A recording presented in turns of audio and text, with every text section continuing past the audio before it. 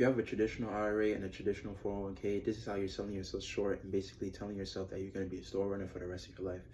So the difference between a traditional IRA and a traditional 401k versus a Roth IRA and a Roth 401k is that with the traditional ones, they're tax deferred, meaning that you don't pay taxes on them now, but after you collect your investment at the age of retirement, you get taxed.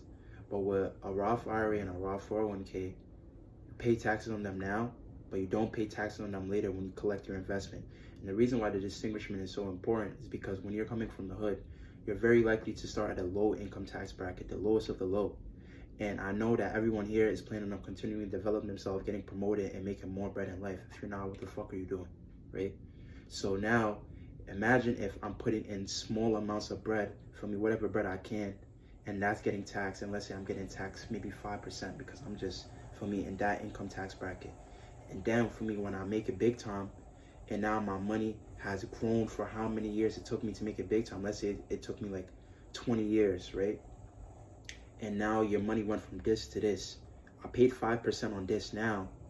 And if I had a traditional IRA and traditional 401k, I would have to pay 20% on this. But because I had a Roth 401k and a Roth IRA, I don't pay no taxes on this. So you make a lot more money by using a Roth IRA and a Roth 401k in terms of retirement. And then lastly, one advantage that a Roth IRA has over a traditional IRA is that the money that you contribute, so you're allowed to contribute 7 bands a year, because you already pay taxes on that money, you could take it out at any time. But with a traditional IRA, you can't take it out at any time. You're gonna get penalized for it. But because you already pay taxes, shit is basically sweet. So don't be a bum ass nigga.